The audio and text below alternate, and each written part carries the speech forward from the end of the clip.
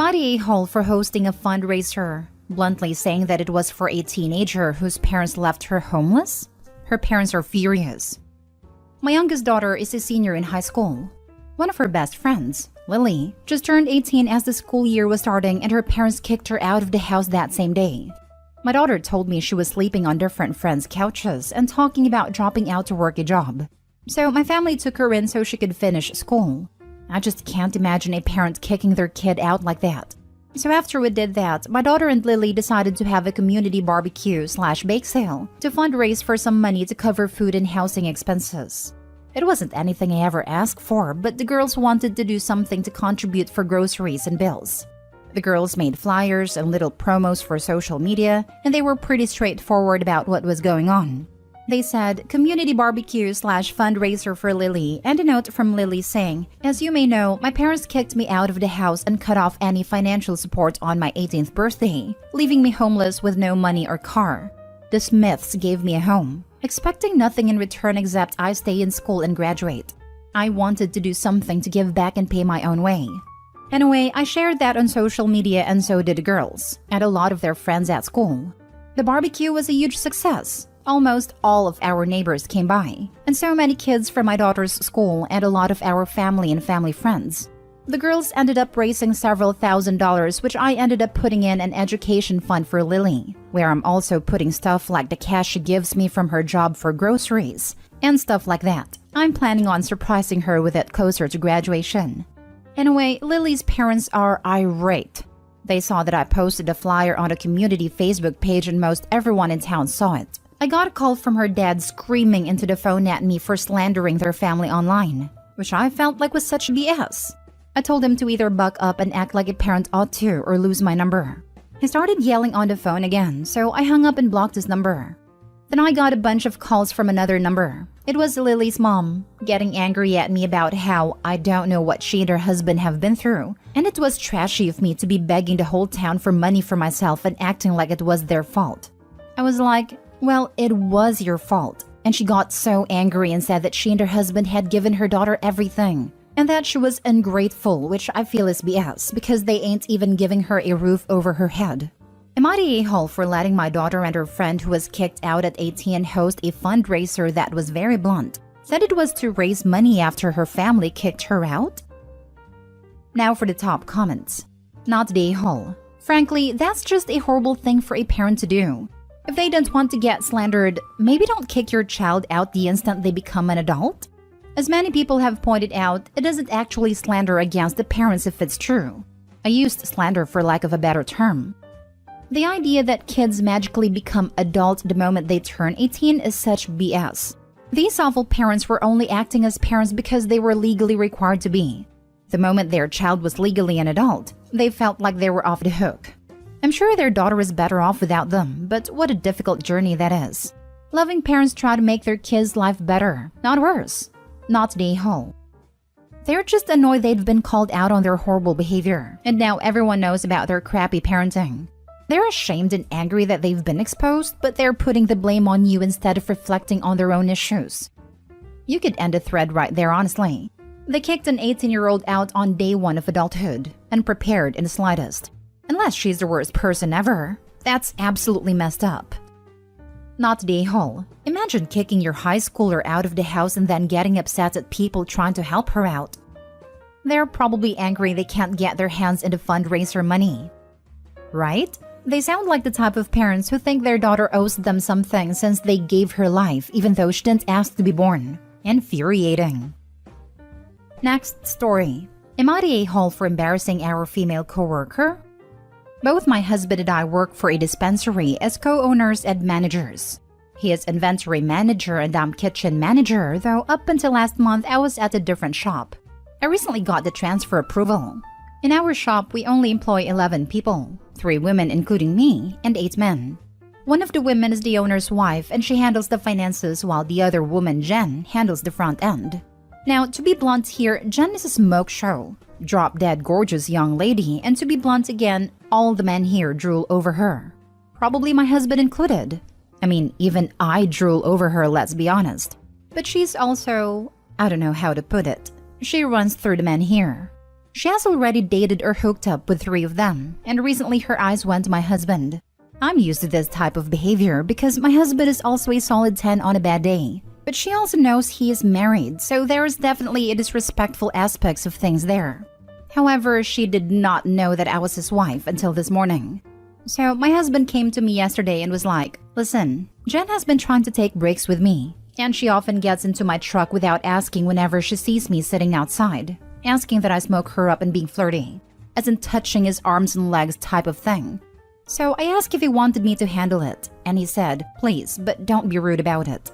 Because he had already told her several times he was married, and her only response is, "Oh, I already know that," and continues on her BS. Well, I knew this break was at 10, and I made a point to come out a few minutes later. I walked to the truck, and lo and behold, Jen is in the front seat. I hear my husband say, "That's my wife's seat," and she just giggles and says she is keeping it warm. Please note we are in our 30s and this girl is 23. So, I go up to the window and say, "Thanks for keeping my seat warm, but I'm here now." She just scowls at me and says, "We are kind of talking here." So I go, "Yes, I see that, and now I would like to speak to my husband," with a smile on my face. Her face drops and she gets out quickly. Now the problem is that 3 of the guys were sitting there too, and they immediately start laughing, which embarrassed her even more. The owner's wife said I should have pulled Jen aside and said something versus embarrass her in front of everyone. Am I the a-hole? Apparently, Jen and the owner's wife are the only one who thinks so.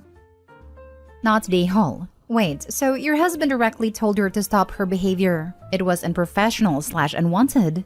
It's not cute or funny or whatever. And she continued to harass him? Why has she just not been fired? She is the owner's wife's cousin. She has been reported several times, but due to this girl being related to the owners, nothing is done. How many times has your husband had a documented meeting with HR about being harassed by this woman? Does he have the documentation showing that HR has declined to take care of the issue? He personally has only reported it once, as it just recently started happening, and he does have the written statement he made to the owner's wife. This was 5 days ago. However, there are 2 other male employees whom have reported her at least 3 times between the 2 of them, and one of them didn't get a written statement as the owner's wife said it wasn't necessary.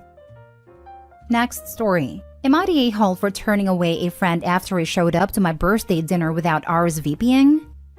I had a birthday dinner this weekend. A week before the dinner, I sent a mass text out to 8 of my friends, telling them the location, date, and time, and to let me know by a certain date if they are coming so that I can make a reservation at a hibachi place.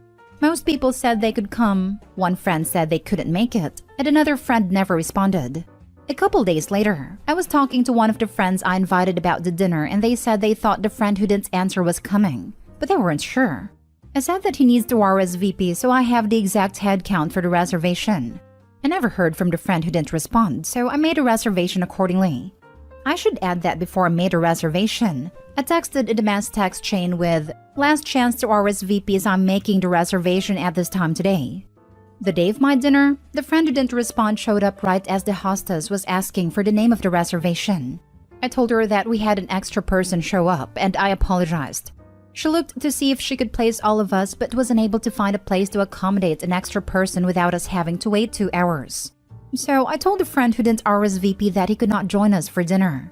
He got mad and told me I was a bad friend. He told me it was embarrassing to be turned away from a birthday party and that he wasted time and gas coming out. I told him he should have RSVP'd. He told me he told our friend that he might be going. I told him that wasn't good enough, and he should have told me. He told me that I should have asked him if he was coming. Am I the a-hole? Edit. For those stating I should have assumed he was coming because another friend said he might be, I don't work off of hearsay. Especially since the friend who said this is known for saying lots of things that don't turn out to be true or turn out to not happen.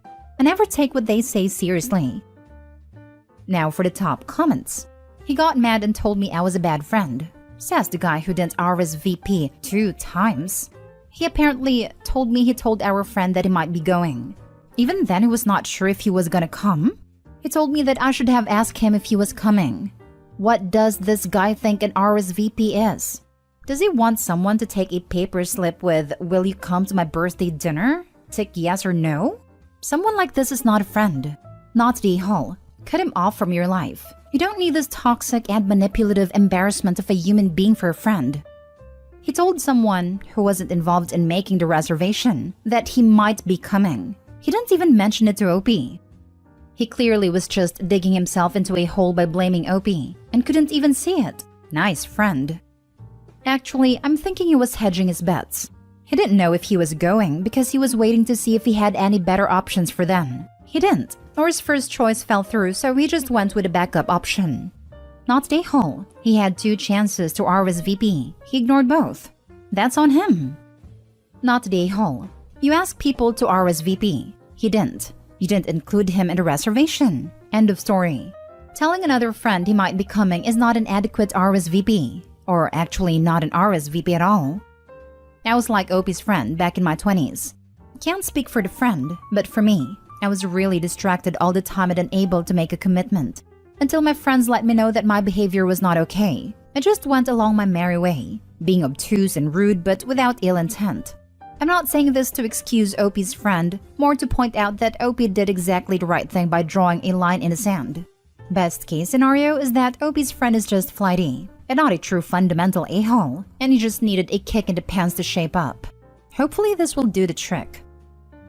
Last story. Am I the a-hole for not paying for my stepbrother and sister-in-law's expenses after kicking them out?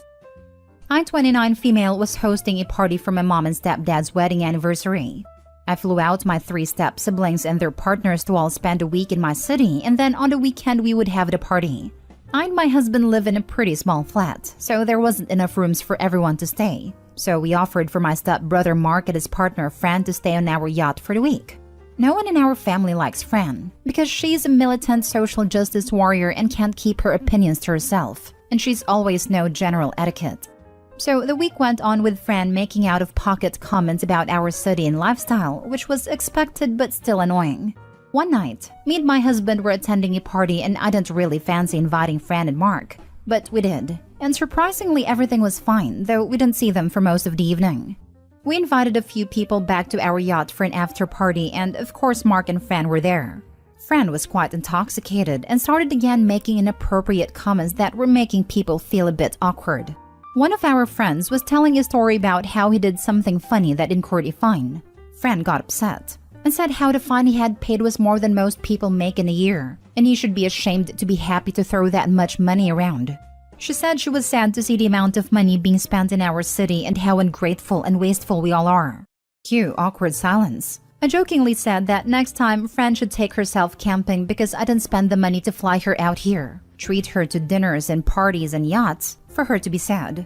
And everyone laughed and moved on. Eventually, everyone left and we went to bed.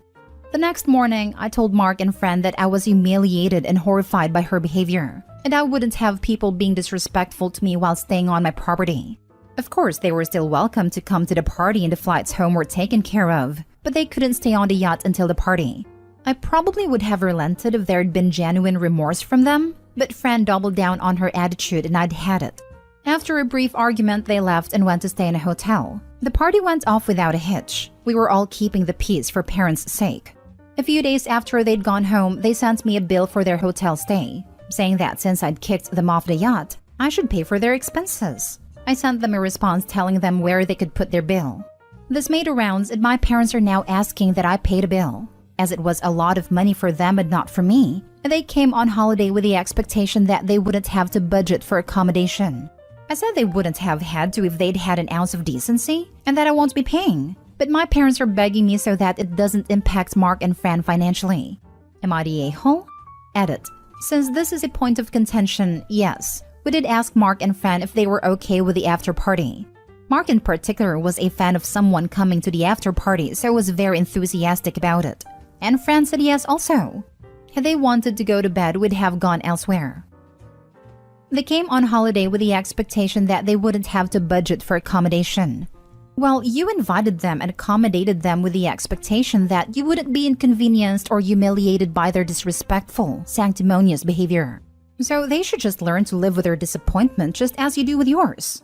Not the a-hole. Not the a-hole. You don't bite the hand that feeds you. Opie paid for an entire trip and Fran wanted to criticize them for it, while still reaping the benefits. This isn't about rich versus poor. I get why people can get upset with those living lavishly. It is about benefiting from someone's kindness and showing no tact or grace or respect. That's a good point. Friend may well have a point and or justification for her arguments, but for goodness sake, there's a time and a place.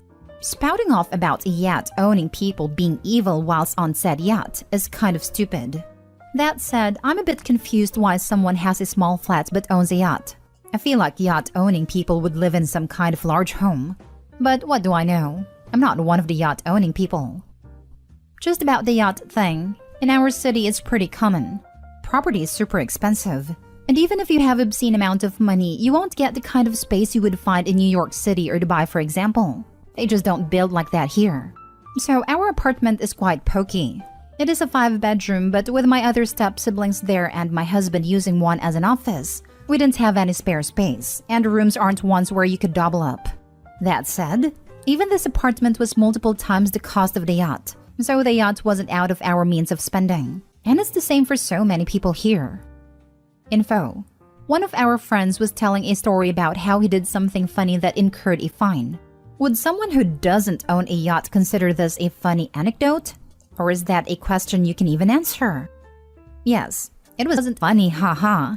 It was one of those things you look back on and go, yeah, that was funny in hindsight. And he told it humorously.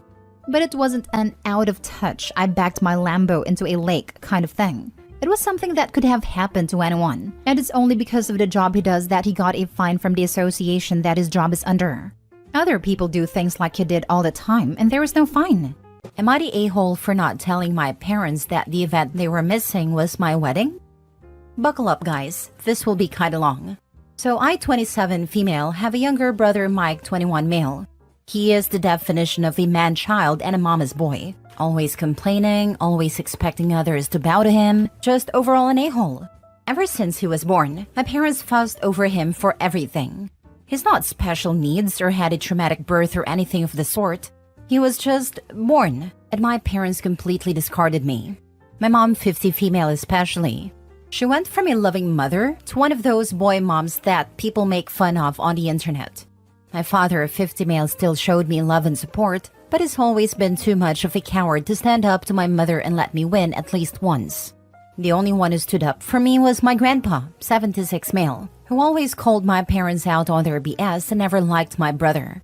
I remind him of his late wife, my grandma, and we have a very special bond. But he lives on the other side of the country and I could never see him often.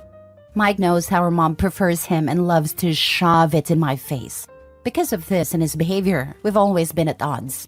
He's spoiled, a brat and an awful human. I can't remember how many times I ended up in trouble for things I did better than him or for things he framed me with. His only talent are his football skills. He won a scholarship to a nice college out of state. My parents didn't spend a dime on my education because apparently my fund had been used to cover expenses after a fire, just for me to discover years later that said money were given to Mike to buy a car and a house. It's at public university that I met Lucas. He was the first person I was really drawn to there. Of course, I met new people who are now my dearest friends, and thanks to them and Lucas, who was my best friend for years before we got together, I managed to move out of my parents' house. Now both Lucas and I are well known in our fields and have very good salaries. Now to the main issue. Lucas proposed to me a year ago.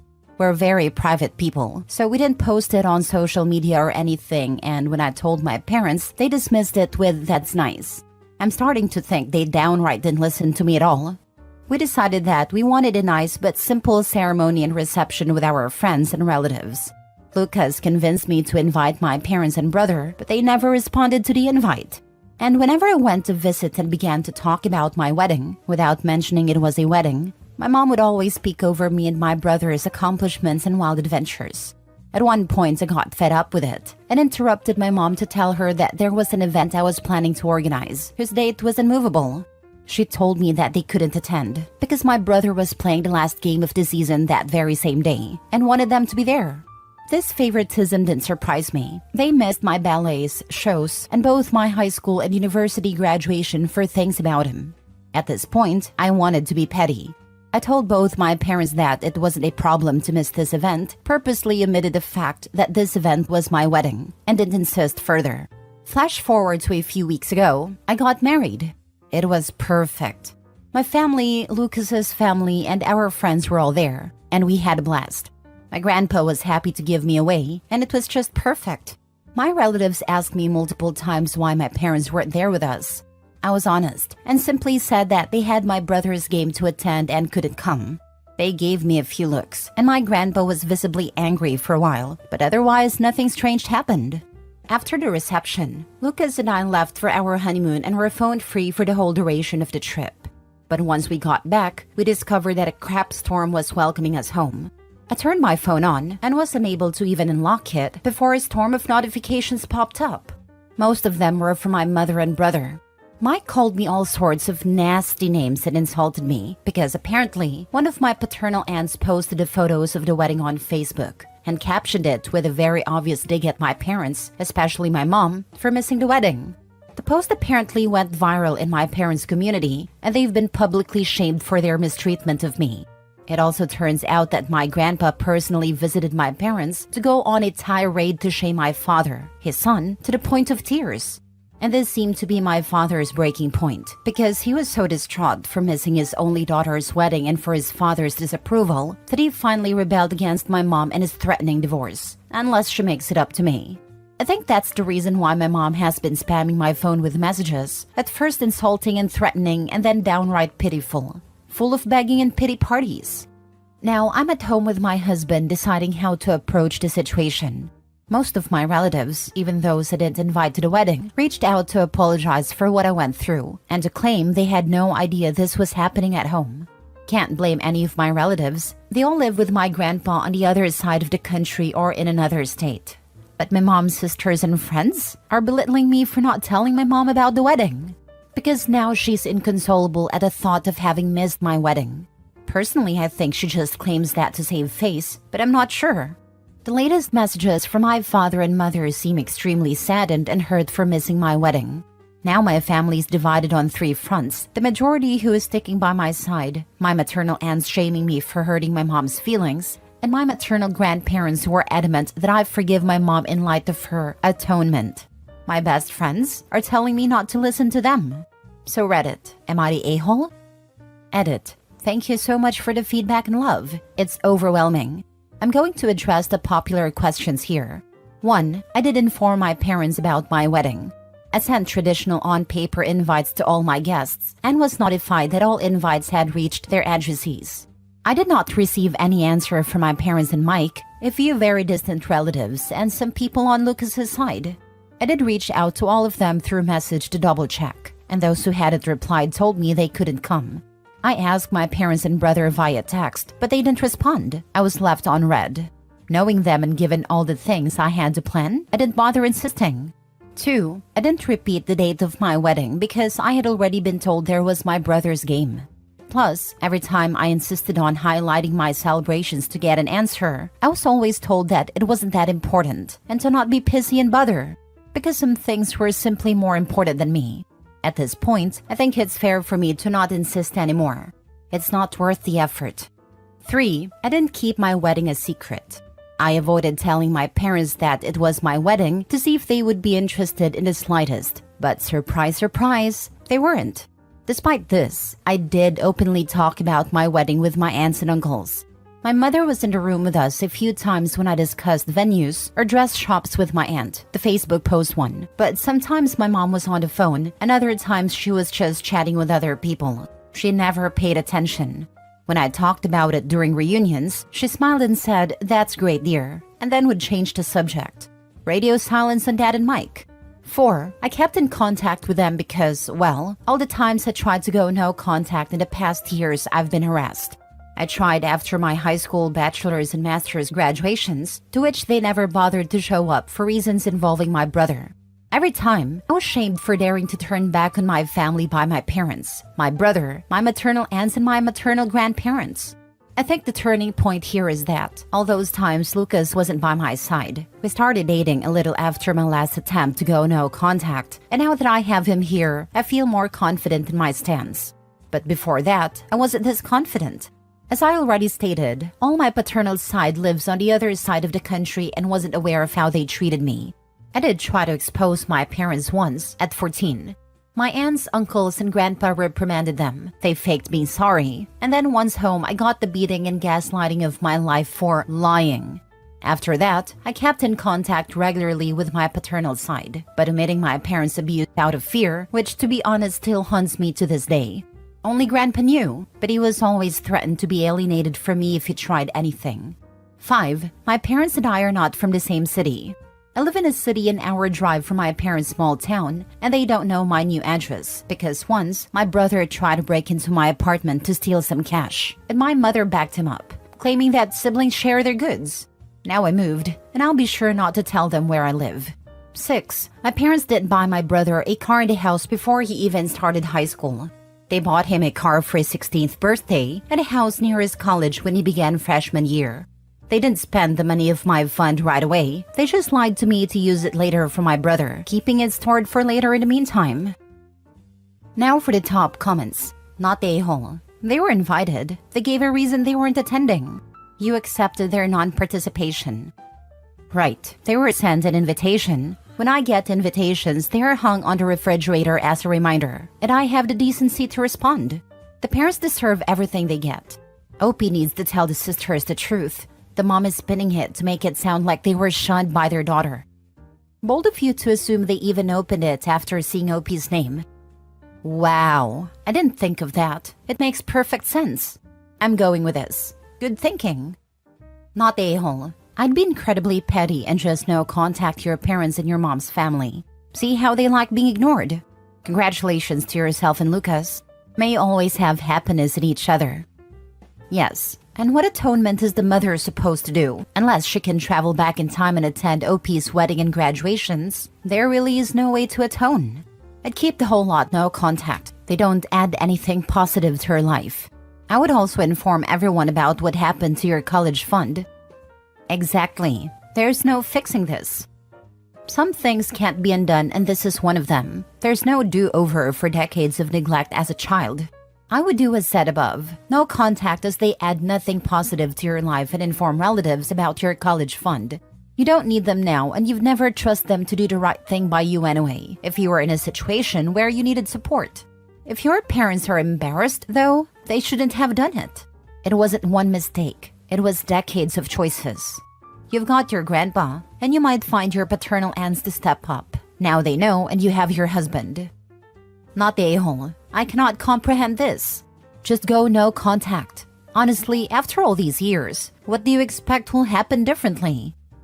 Any kids they have will also be ignored and treated like they are toe jam also. They have had years to atone, and neither of them did. Dad is no better. Even worse if he realized how wrong it was, but still quietly sat by and let it happen. Next story. Am I the a-hole for uninviting my sister from our wedding after she gave out info about it to my fiancé's bio parents? Wedding is next weekend. My fiancé purposely did not tell her biological parents that she was engaged or anything about our wedding. Her biological parents never did anything wrong per se. My fiancé just doesn't view them as her family, and the topic makes her uncomfortable. A couple years ago, her birth mother tried to reach out to me and a few other members of our family on Facebook, and one message reached my sister, who decided to stick her nose where it did belong because she feels for my fiancé's mother. I went low contact with my sister after that. Sister was originally invited to our wedding mostly because my mom wanted it. However, we figured out last week that my sister had shared our wedding invitation and website with my fiancé's biological father. Her bio parents then bought something off the registry and sent along a note to our house. Sister's excuse is that we didn't tell her that she wasn't allowed to share that info and that there's nothing wrong with the gift. To me, this is common freaking sense, especially since you know the reason we don't talk to you unless we have to anymore. So I said sorry, but you're no longer coming. My mom is so upset and keeps insisting I'll regret it one day. My sister is trying to say she already made a monetary investment for shoes, hair, a makeup artist appointment, a hotel by the venue, etc. In my opinion, if she cared so much, then she would have thought about her actions. My fiancé is starting to break down because my mom called her crying and I said nope. Even if you're okay with it, I'm not. Kin doesn't do kin like that. And to be clear, I said my brother-in-law is welcome to come with my nieces because I don't want them to be left out of the party all their cousins get to go. Edited to add, I guess I didn't make this clear. My fiancé was adopted when she was a few months old. Her adoptive parents are the people she considers her parents, and they're very involved with the wedding and her life. Not a-hole. I think most people commenting have missed the point that, according to OP's post, they are her bio parents, not the parents who raised her, and only reached out to her 2 years ago, hence her having no relationship with them. I'd be upset with the betrayal OP's sister showed. She knew there was no contact or relationship between them, and gave them all the info anyway. I met my biological mother and half-brother in late 2020. They aren't my family. I tried having a relationship with them. Sometimes things are not meant to be. I'd be livid at OP's sister. Be clearer to your obtuse sister. You invited people who are not invited, so now we have to get security involved. Do you realize that my future parents-in-law are put in a weird situation because you were so uncouth, so vulgar, as to impertinently invite people to a sacred ceremony when you're not even hosting it?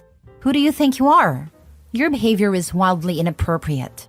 We do not know what you'll do next, how you will next intrude and impose unwanted things in our lives, and our natural reaction is to distance ourselves from you.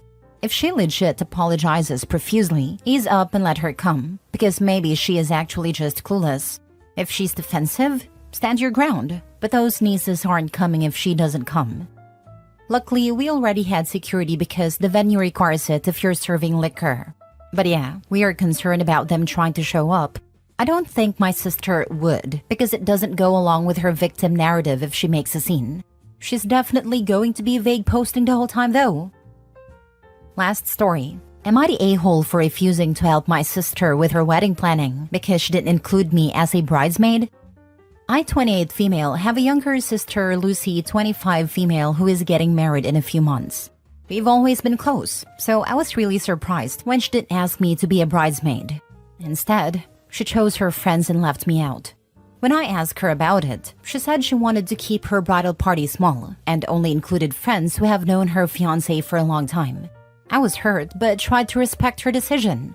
Now, Lucy is overwhelmed with wedding planning and has been asking me a lot for help, from organizing her bachelorette party to making DIY decorations. I've been helping out here and there, but recently she asked me to take on more responsibilities, which would require a lot of time and effort. I told her that while I'm happy to help out occasionally, I can't commit to doing so much, especially since she didn't include me as a bridesmaid. Lucy got really upset and said I'm being petty and unsupportive. Our parents were also pressuring me to help her, saying that family should come first. Am I the a-hole for refusing to help my sister with her wedding planning because she didn't include me as a bridesmaid? Now for the comments. Not a-hole. The stuff she's asking for help with is literally part of the bridal party's duties. She wanted close friends, she got close friends. Now they can demonstrate how close they are. This, because Opie was not included as a bridesmaid. She went on business as usual, and did not block out time to help as what sister is asking for is bridesmaid duties. Too bad, so sad. This is what sister wanted. It is not OP's fault that sister has friends as crappy as she is, and they're not living up to their duties. Anyone complaining is free to help sister out. There is no requirement that a potential guest to a wedding has to jump through bridesmaids' hoops. Expect to be treated as you treat others. Sister knew this would be a snub of OP. She cannot snub someone and then demand their time and efforts. If I were OP, I would not sign myself up to be a ghost bridesmaid. Completely agree with everything you said. I just wanted to add, our parents are also pressuring me to help her, saying that family should come first. If family comes first, why didn't the parents say this to Lucy and pressure her into making OP a bridesmaid? OP, how much money do you make compared to the bridesmaid? Is it possible Lucy sees you as a free bank, which is why you're being asked to do this stuff instead of them? Family should come first, for you, but not your sister. Not a-hole. You are under zero obligation to help her. She gave roles to other people, but somehow wants the job to be done by OP. OP, stand firm and tell her to have her bridesmaids help her. Not a-hole. Am I the a-hole for not wanting to pay for my brother's wedding? My brother, 32 male, and his fiancée, 29 female, just got engaged and my parents immediately started planning everything. They're so extremely excited despite them being together over 5 years. In my mind, they're already married, but this should be a fun party. I'm pretty sure my brother and his fiancée both make more money than I do, but my parents said we were going to pay for everything. Apparently, that we meant me too. I don't live at home and I guess I make fine money, but I'm finishing up school and not really sure what to do next. My parents told me I was going to pay for the all-inclusive hotel reception, per person with a minimum of 50, so a minimum of about $7,000. I laughed about this and said no, but then they got really serious and said I needed to ask my gift to them. I probably also have to get a gift. Then they made the announcement to the entire family on both sides that I was doing this. I told everyone that I wasn't. My brother and his fiancée never asked me to, but my parents say I have to, and that I'm not being supportive by not helping. I don't have a real reason to not pay for it other than I don't want to. I know it might be selfish, but over $7,000 is a lot for me, and I don't want to spend it on someone else's party. I just don't want to, and now my parents are acting like I'm the a-hole for not wanting to. They say it's tradition, but I don't fully see how. My parents didn't pay for their siblings' weddings and they eloped, so I'm not sure where this tradition would be coming from. I'm conflicted because if I maxed my credit card, then I could pay for the wedding. I just really don't want to. Am I the a-hole? Edit. For those asking/mentioning it, yes, my parents know this would be done on my credit card. When I told them I didn't have the money, they said they'd put it on my credit card. They think that's fine because I just maxed it on my own food and random stuff anyways. To be honest, probably not wrong, so this would stop me from doing that. Also, it's not my money but my credit, which I don't like because I try really hard to have good credit. And my parents have a tendency to expect me to give up my time/space/things/money for my siblings, so this honestly doesn't surprise me much. My brother's been on vacation, where he proposed last week, and doesn't know more than the "we're paying for it" to my knowledge. When I told them again yesterday that I wasn't going to do that, they seemed really insulted and asked why wouldn't you, but hearing that this isn't a normal expectation is really helpful. Thank you. Now for the top comments. I don't want to is a perfectly valid reason since you are not directly involved in the wedding. You are long past the age where your parents can tell you what to do. Not the a-hole. It's much easier to simply say, I don't have the money for that. OP, write a gracious note to your brother saying that while you know he would never ask such a crazy thing, but you feel bad about not being able to contribute to his wedding financially. And so, of course, you want to formally absolve him of his obligation to help pay for your wedding, no matter how much your parents insist. Tell everyone that you've already told your brother that he doesn't have to pay for your wedding, so everything is fair. And don't respond further. Not the a-hole. That is just weird. I've heard a lot of wedding traditions, but never this one. Never max your credit card for any party. Not even your own wedding. Your parents have cracked. Or are on crack. What the actual heck? Your parents are unhinged. They don't get to decide what to do with your money. It sounds like they can't afford to pay for the wedding, but if that's the case, they should say so, not try to make it your responsibility. Also, if your brother and fiancé have been together for over 5 years, then they can damn well pay for their wedding themselves. Do not put yourself into a bad financial situation by entertaining this nonsense. Say no, and refuse to discuss any further. If they bring it up, hang up or walk away. Not the a-hole. Truthfully, it's not even his money. He'd have to max out his credit card, so it'd be borrowed money. They're trying to spend money he doesn't even have. Next story. Am I the a-hole for not replacing one of my groomsmen after he cheated on a bridesmaid? My fiancé and I are getting married in 2 months. I have 4 groomsmen, including my brother, cousin, a close childhood friend, and close college buddy. My fiancé's best friend was in a long-term relationship with his childhood friend, but unfortunately for her, he got exposed as a cheater. I don't know the details of it, and honestly I don't want to, but I wasn't aware of the cheating prior to the time it was discovered. I feel that his relationship with her is none of my business. My fiancé, on the other hand, does. She now hates him and is demanding that I replace him. She said he'll be a toxic presence to our wedding because the woman he cheated on is going to be a bridesmaid. I was bothered by this. This guy is one of my closest friends. I've known him since we were 18 and I want him to be a groomsman. I said that they both can go and just set aside their beef for one day. After all, the day isn't about them. It's about us, and their relationship is none of our business. She said that she was putting her foot down on this and that my friend wouldn't be in her wedding. I said that if it's that big of a deal, She can drop his ex from the wedding, and that if she doesn't want that, then we can go along with the initial plan. She's been angry at me since and hasn't relented on this. Am I the a-hole? I think you're incredibly naive to think they can just set aside their beef for one day because the wedding is about you and your fiancé. The bridesmaid and your friend are humans, not robots. And your fiancé will have to see your friend there too, and he is a scum in her eyes. Unfortunately, it does sound like you have to choose. I don't blame your fiancé for thinking that because it will cause a needed drama at your wedding. And let's be clear, it's your friend's fault. So if anyone has to be kicked out of the wedding, it should be him, not the bridesmaid. So yeah, technically you're the a-hole. The real landmine being revealed here is that Opie and fiancé have very different views around cheating, as in Opie isn't bothered by it. His fiancé should be paying attention to this. My thoughts exactly. Opie, you're the a-hole. Different views on friendship too. Opie's fiancé doesn't want to put her best friend through needless pain, and is empathetic enough to be bothered by the idea of someone she loves spending her wedding day in some pained charade. Whereas Opie doesn't care, apparently. Even if I planned on an open marriage and concerns about cheating didn't apply to me, I would not marry someone whose ideas of loyalty or empathy were so incompatible with mine, who was so completely freaking uninterested in supporting a loved one through a difficult time. Can you imagine how emotional that poor girl would be?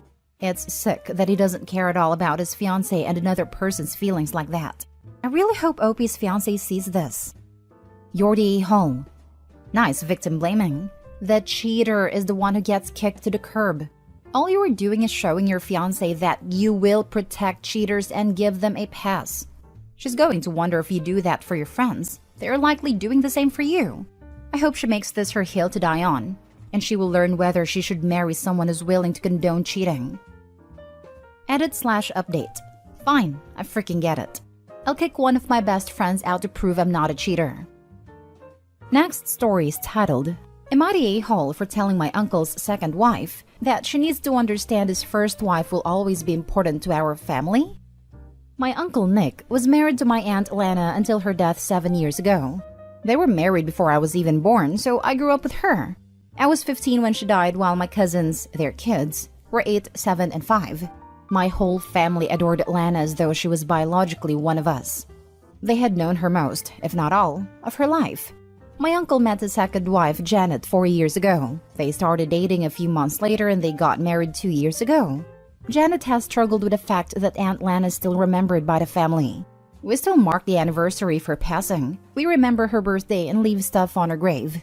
My cousins talk about her a lot. They say how they wish she was still here. It's not that we dedicate our whole lives to it, but when someone brings up family photos, she's in many of them. Same with old family videos. She was also responsible for the flower garden in my grandparents' house, and there are a lot of memories of her. Janet has asked my parents and grandparents why we feel the need to remember Aunt Lana as though she was their daughter/sister instead of Nick's wife. Once, she grumbled that my youngest cousin spent his art class making something for his mom's grave for Mother's Day instead of making her something. She has asked my parents and grandparents to take down the old family photos that include Lana. It was my cousin's birthday party a couple of weeks ago where both sets of his grandparents were posing for a photo, and he had brought up his mom, and Janet started grumbling and sulking that she had come up. I asked her if she was okay, and she said she hated mentions of that woman, that she had never seen in-laws as fond of a late daughter-in-law before, that they actually mourned her passing after so long. She said she had figured she would have stepped into her place by now. I told her she needed to understand that Aunt Lana was part of her history, was a big part of mine, and that she was always going to be part of our family and someone we loved.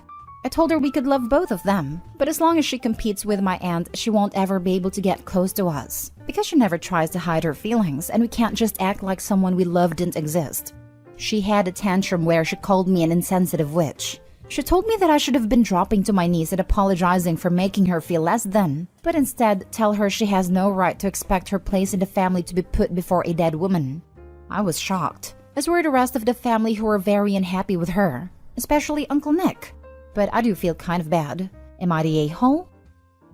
Now for the top comments. Yo, what? She got mad because your cousin made something for their mother's grave? Not the a-hole. If you compete with the dead, even more so when they were well loved when they were alive, you're gonna lose. Hands down. I thought the same. She should stop trying raising people and earn her own space. Exactly. She should be helping those kids celebrate their mother and forming her own niche herself. I know a man who lost his wife after a long struggle with cancer. She was the rock of the family, a huge part of the community, and an amazing woman. A few years later, the husband remarried. The second wife moved into the family home, and one of the first things she did was to set up a section of the living room to contain photos of her being the first wife, her and the husband, and her and the kids. She is incredibly respectful of the memory of the first wife, and because of that, she has created a space for herself and the family. I think it speaks volumes that you left that disagreement feeling bad, and she left it feeling angry. She sounds bitter and insecure. That's not on you or your family. That's a her thing. I always taught my kids that you can never have too much love in your life. That goes for people that have died as well. You'll never forget them, nor stop loving them. Clearly no one ever taught your aunt that lesson. I feel bad for your cousins. You're clearly not the a-hole, and I hope she gets some clarity. Like, sometimes people come into relationships like this and expect people to forget certain people because they're dead. Sorry, that is not how that works. Wild. Now, for the last story, am I the a-hole for cursing at my sister-in-law? For context, I, Charlotte, 30 female, and my husband, Cameron, 41 male, got married 3 years ago. We met when I was 24 and he was 35. My husband is a wealthy man, but I had no insight into his salary/savings, etc. when we married, and it was not a factor in my falling in love with him at all. We have an age gap of 11 years, and while the rest of my husband's family are fine with us, his sister, Amy, 39 female, has always been weird about it. When we got married, in her speech she made a comment about how when I was born, my husband was in middle school. I would have been fine with this comment, but the way she said it rubbed me in the wrong way. She made a few quips about me living the easy life and using my husband's credit card, etc. She basically made it seem like I was a gold digger in front of mine and my husband's entire family. This really angered me because I earn a good wage myself and I love my work. I didn't say anything about it, however, because I wanted to keep the peace. And over the years at family gatherings, she made comments about me using her brother as a human credit card. She would always give me a dirty look. And when we were one-on-one, she would tell me that my husband deserved better than someone who uses him for his money, and how she earns much more than me. This is just an insight into why my patience with her was thinning. Fast forward 4 years, I am pregnant with mine and my husband's first child. We had a baby shower of sorts, in which my husband's sister was invited. I was hesitant to invite her as I had never clicked with her at all, and frankly I disliked her. During the party, I was talking to my other sister-in-law, Kelly, 36 female, whom I am close to as she is a great friend, and I just get along with her better. Amy was drinking, not heavily, when she came over and saw me and Kelly talking happily. She made a snippy comment about how I always left her out, and how she was always being pushed out of her brother's life by me, like how at my wedding she wasn't a bridesmaid but Kelly was. This was because I got along well with Kelly, and met my husband because I was friends with her, so of course she was in my wedding party. I was already at my wit's end with Amy after a comment she made about me using this baby to trap my husband into never getting a divorce. So I said to her, "Why would I make you my bridesmaid when you're such a witch to me all the time for no goddamn reason? There's always a problem with you. And frankly, Amy, I'm done with your BS. Go F yourself," and stormed off. My husband was upset that I'd said those things, but he understood why I felt that way, and that he would speak to Amy about it. Amy told my in-laws what I said, and I got a call from my mother-in-law asking me to apologize to Amy for what I said. Amy has also contacted me and told me repeatedly that I am an a-hole. I have spoken to my mother-in-law about how Amy has been saying rude things the whole time me and my husband have been together, and that I would not apologize to Amy. And if she wanted to meet her niece or nephew, that she would have to apologize to me. And now Amy is blowing up my phone even more. So am I the a-hole? I feel like what I said was justified, but maybe my pregnancy hormones are making me act irrationally. Edit: since many people have commented, yes, my husband has spoken to his sister about her behavior and asked her to stop, but she gets upset and says that he's choosing me over her. Not the a-hole. Amy's family, especially your husband, should have addressed her comments and behaviors years ago. If they had, you wouldn't have felt that way you did at that moment. You owe no apologies unless Amy apologizes for bullying you for so long. Thank you. Like you said, she has always made comments about how I'm using her brother, and I'm so sick of it.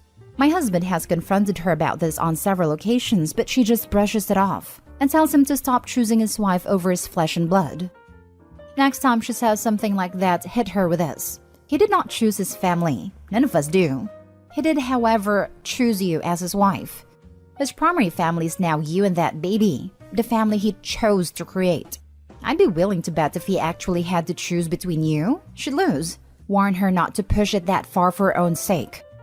That's a very good point. But she's always been attached to my husband, and they're close. But they've drifted since this rift between me and her. Thank you for your support. Update 1. I have seen and read all of your guys' comments and I'm so grateful you all agree with me. I have tried to respond to all of you, but there's so many of you. I have decided to confront my husband about her and tell him that I want to go no contact with his sister. I will update you guys when I do. Update 2. I have spoken to my husband about going no contact with Amy and I showed him this post and your guys' comments, and he told me I was totally out of line. He said that he would not stop talking to his sister, and that's ridiculous. He said that the idea of his sister never meeting our kid is ludicrous. I'm sat in the bathroom crying. I don't know what to do. He told me that this whole situation has been blown out of proportion and that the internet is feeding me a pack of lies. I know that this isn't an advice sub, but I need to know what to do. I don't want Amy anywhere near my precious baby. I've listened to you guys and I totally agree. But what's my next step here? I'm considering posting something to relationship advice because I genuinely don't know what to do. Am I the a-hole for telling my parents I would not care for my obese brother? When my little brother Teddy was born, his umbilical cord was wrapped around his neck. According to my mom, he wasn't breathing for at least 3 minutes. Since then, my parents often used that as an excuse for Teddy's behavior. My childhood became a living hell with Teddy. Give Teddy your candy, he died coming into this world. Let him play with your friends, he died coming to this world. Let him open your presents. Teddy almost didn't have a birthday. I had to put up with Teddy's tantrums, mistreatment, fits, and bad behavior. If I touched a single hair on his head, I got punished, while Teddy got away with whatever he did. It became so bad that when I was 15, I moved out the house to live with family members away from Teddy, and my contact with my parents and Teddy's limited. Currently, I'm 35 and Teddy's 26. When he was 18, he decided he wanted to be a competitive eater, which turned into just eating. And now Teddy weighs almost 600 pounds. Because of his weight, he can't hold a job and lives with our parents, who still cater to him and pay for everything. Since Teddy requires round-the-clock care, my parents hardly leave the house. They weren't present at my wedding, only see the grandkids if I bring them around, and all family events like dinners have to be held at their house because it's hard to move Teddy. A few days ago, Teddy suffered a bad fall that put him in the hospital. My husband and I at least came to see him. My parents complained that the hospital wasn't feeding him enough, didn't have a wheelchair big enough for him, and naturally they didn't want to hear anything about his weight. It would be easier to turn water into gold. To make long story short, my parents pulled my husband and I aside and asked large amounts of money for Teddy's care. They said that they didn't have money to keep caring for him, and were having to dip into their retirement funds. They even suggested that once Teddy's cleared to go home, he moved in with us because my husband and I are well off with a bigger house, and so we can get a break because we have to care for him all year round while you just visit. I said no. My husband told them hell no. We both work full-time, and our kids are enrolled in sports and dance. We made it clear that Teddy would not be moving in with us, nor we would be moving our schedule around to deal with him, or giving them the money even though we could afford it. But he is your brother. You almost didn't have a brother. We left the hospital. My mom later called me, berating me for abandoning the family and Teddy, and demanding money. I told her I would not care for Teddy under any circumstances. Even if something happened to her and my dad, I would not care for my brother. It is her problem, not mine. My mom cursed me out over the phone and hung up. I do feel a little bad because Teddy's my brother, but it made my life hell, and my parents refused to take any responsibility for his behavior. Am I the a-hole? Now for the top comments. Not the a-hole. He can't hold a job and lives with our parents who still cater to him and pay for everything. They enabled him to get to 600 pounds. He's not much longer for this world. These are based on his decisions, which we're not responsible for. They need serious family therapy to see how their behavior is leading to the death of their son. They can't just help him get close to death, then pawn the problem off on someone else. They aren't going to have Teddy around for long if he stays at 600 pounds. They are killing their own kid with food. The parents will most likely outlive Teddy. Plus, it's like every 600+ pound live TV show ever. Teddy physically cannot maintain his weight with his little flying monkeys. This is totally on the parents. The OP will get blamed for his early death too. Not today, Hall. I feel bad for you and Teddy. You were both failed by your parents. Right? There's 9 years between the two. That means it was a 6-year-old that was so horrible their 15-year-old sibling had to move out. And that wasn't a wake-up call? That's what stuck out to me too. They created such a monster of a child in only 6 years that they ran off their 15-year-old. Absolute insanity. And yet, even with this recent interaction at the hospital, the mom is still trying to use the fact that Teddy almost died at birth as a manipulation tool. I feel so bad for OP. And Teddy too. He never had a chance. Not today, Ho. What the heck is wrong with your parents? They're helping that umbilical cord finish the job. Next story. Am I the a-hole for having another child after giving my first up for adoption? When I was 17, I got pregnant with my first child. I was in a very unstable, toxic environment. Was to be a single mother. I had no family support. I was told to get an abortion by close members, but I didn't. I thought I could handle being a mom. I was wrong. I struggled hard with everything from work to childcare to bonding, and it felt like I was causing my baby to suffer along with me. I had PPD, the severe anger portion, and didn't know it. I was drowning and failing at every turn I took. So when my baby was 3 months, I decided to let her dad's aunt and uncle legally adopt her. They've never shut me out, but I was beyond guilty and disgusted with myself that I have minimal interaction with my baby. I felt she was better off without me. Fast forward 10 years. By some miracle, I have found the love of my life, and we're doing well. We've discussed my baby and the effects it had on me over the years. He's always wanted a kid, but I've been hesitant because I vividly remember failing so miserably. He's assured me everything will be fine. Still, it scares me, so I've stayed on birth control, and sometimes as extra precaution, we'll use rubbers. A couple of months ago, I missed my period. Didn't think much of it, but took a test anyway. I usually do. I feel anything is off. Lo and behold, I'm pregnant. My husband is ecstatic while I'm freaking out. He tells me my circumstances are different, that I've grown as a person, so things would be okay if I had another child. When we told our families, his side was happy, but mine freaked out. They told me I was already a horrible mom. Why on earth would I have another kid to be horrible too? That I would do nothing but cause pain and eventually give this one up too. I feel terrible about having another kid because I'm terrified it'll be the same and I'll fold again. Plus, how am I gonna explain to this kid they have a sibling mommy couldn't take care of? I don't know what to do. Am I the a-hole for having this kid? Not the a-hole. Who you were as a single mom at 17 is not who you are at 27 with a partner. Don't let your family, who didn't support you at 17, drag you down. Being a parent is overwhelming, but you are different. That said, don't let your husband talk you into a kid you don't want. If you want a kid, now and with him, go for it. Not the a-hole, but your family, all of them saying anything, are. You're a teenager, having a child, alone with PPD. I was mid-20s, married with an awesome support system, and barely made it through because of PPD. My husband and his family got me through, along with therapy. You didn't fail as a mother, you didn't fail your first child. You did what you have to do to save your own life and your child's. You saved both of you. Not to cause her freak out, but ever hear those horrible news stories where mom drives her and kids off the bridge in the family minivan? PPD. While it's not always that serious, it easily can be. 1. Relax. Take a deep breath. Steady yourself and make a plan now. 2. Your family has got to go. They didn't support you then. They're not supporting you now. No contact, at minimum for the duration of pregnancy and a good chunk, if not all, of baby's first year. That will be the hardest for you. You do not need any outside negativity at this time. Not one little bit. The time right now is for you to focus on you and your child only. 3. Treatment and therapy is necessary. You've already had PPD. Don't wait for it to happen again. Start now. Take it very seriously. It will help immensely. 4. Your husband and his family. Lean on them and lean on them hard. They're there for you, so use that to your advantage. You are not alone. You have them. Talk with your husband, let him know about the PPD then, how serious it can become, and let him know you're afraid and in need of help. Possibly set up something with his family with alternating weeks between people to assist when you become later term and for a while after the baby is born. PPD can last a long time. 3 to 24 months after the baby is born. Even if it's just lunch dates with someone, anything would help. All the positive support you can get, suck that up. 5. Your first child. How do I explain to this kid they have a sibling mommy couldn't take care of? Easily tell the truth, age appropriate of course.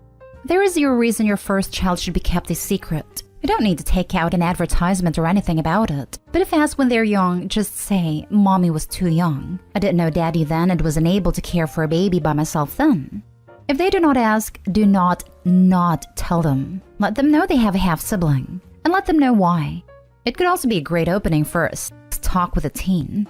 Teenage pregnancy is so very hard to go through. Mommy was not able to. I learned the hard way to use protection always. 6. You got this. Edit 1. I want to I can't express just how humbly, and sincerely thank everyone for their advice. I'm in tears reading these responses because other than my husband, who is the sweetest, most supportive person I've ever met, I've never had anyone tell me it wasn't wrong to go to the adoption route. I will be turning to therapy to try to help with these feelings and doubts. I will also be cutting off my family. They've contributed to a lot of my issues in life, and I will not allow that energy around this new baby. Next story. Am I the a-hole for not calling out my son for treating my daughter badly? I have 2 kids, a son Ben, 44, and a daughter Emma, 42, female. Their father and I divorced when they were young. He wasn't a good husband, but he isn't a bad man. He is wealthy. He did bond with Emma, but he favored Ben, and it became overt as they grew up. Ben was easier than Emma and did well in school and sports. Emma, although smart, wasn't interested in school and was rebellious as a teenager. Their father spoiled Ben, and if I'm honest, he wasn't nice to Emma. This upset her and she would cry, feeling unfairly treated. I felt bad, but I couldn't do anything about it, so I felt it better to pretend it wasn't happening and hope it got better. It didn't. He wanted nothing to do with her, although there wasn't a reason why. Emma struggled to cope with this, and I think expected me to stand up for her, but I hate confrontation and her father never listens to me anyway. I preferred not to discuss it with Emma and focus on other things, but she said I didn't allow her to be upset and didn't validate her. I didn't want to potentially cause a bigger rift and cause Ben to side with his father. Ben, on the other hand, was lavished with anything he wanted. Money, cars. He was expected to be successful like his father. As adults, the relationship between Ben and Emma fizzled out, which was sad because I couldn't do anything about it. Despite being given a large amount of wealth and more opportunities than most, Ben hasn't become successful, and he's quite resentful about it. His father stopped giving him money a few years ago, and he partially blames me because I told his father that he had given him too much. Despite being an easy child, Ben has grown up to be rather difficult. He has a temper and is very sensitive about his lack of career success, so we aren't allowed to talk about it. Emma's a stay-at-home mom. She's a good mom and her children's father earns a lot of money. Her father was regretful, so he reconnected with her. They have a relationship now. It's quite superficial, but I think it healed the wound a bit for Emma, so she reached out to Ben. They got along well for a couple years, but Ben stopped speaking to Emma. Emma was upset, and think it's because Ben doesn't like their father's interest in her. Ben hasn't given her an explanation, but he told me a silly reason that doesn't make sense. I told Emma I think Ben has behaved very badly. She asked me if I told him that. I said no, and she shouted at me that I have never stuck up for her or protected her. That if I can't do it this one time, she doesn't want a relationship with me. That I enable this behavior at her expense, and she's sick and tired of it. The thing is, Emma has 3 kids, and Ben has 1 kid. Emma will still allow me to have a good relationship with her kids, but Ben has made it difficult for me to see his kid in the past when he's angry, so I'm afraid he will do that again and stop speaking to me. I also don't want to be forced to be in the middle of them, so I won't do it. Am I the a-hole? Now for the judgment. You're the a-hole, and so weak. I feel for Emma. Absolutely spineless. That was my first reaction reading this. How can you be so spineless? Opie, you're the a-hole. Those are your kids. You're supposed to protect them and support them. And all you did was let them both down. Shame on you. Because as long as Emma was the target of her father and brother's mistreatment, then Opie wasn't. What an absolute awful human being. Because I refuse to even call her a mother. You're the a-hole for being a total failure as a mother to your daughter. You allowed this behavior by not sticking up for her. So what if you hate confrontation? Does that give you a right to emotionally abandon your daughter and be a silent accomplice to her torment? You are terrible. And if I were her, I'd never speak to you again, since you just want to suck up to your son for the sake of being grandma. I hope Emma cuts you all out of her life. You've all failed her. Exactly this. You're the a-hole OP and you have failed both of your children for your own comfort. Pretty soon both of them will go no contact with you, and you won't have to worry about any of it. I felt bad but couldn't do anything about it, so I thought it'd be better to pretend nothing was happening. You failed your kids. You failed them by letting them be treated so wrongly. Parents like you why adult kids go no contact. Shame on you. Yes, that makes no sense. Even if she couldn't change the way the father was being, talking to her daughter, giving her more emotional support, etc., would have been useful. Instead, she just acted like nothing was happening. Now for the last story. Am I the a-hole for saying that someone old enough for social media is old enough to know Santa does not exist?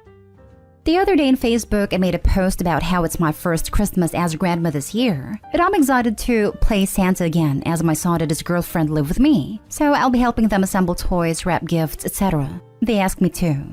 My nephew is 12 years old and has a Facebook account, and had added me as a friend a while ago. He never posts, so I forgot we were even friends. A few hours later, I get a text from my sister saying I ruined Christmas, and why did I have to post about Santa? I was confused, and she said her son still believed in Santa until he read my post. She demanded I apologize to him and tell him I was joking. I told her no.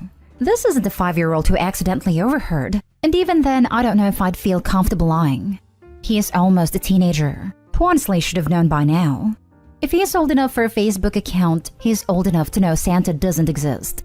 This has caused a bit of controversy, and I do feel bad that I ruined magic for my nephew. Am I the a-hole? There is no way a 12-year-old these days still believes in Santa. Your sister is deluding herself about that. You didn't ruin anything. She's in denial that her baby is growing up. Not the a-hole. Homeschooled, maybe? It's not hard at all to believe a kid with an overprotective mother wouldn't know about Santa. My kids are 8 and 10, and are homeschooled and know Santa's not real. I have friends with school children who believe at 12. These are parents who let them watch what I frankly feel is inappropriate things, and they still believed. However, if your child is on social media and shouldn't be till 13, then you need to be prepared for adult things. Not the a-hole OP.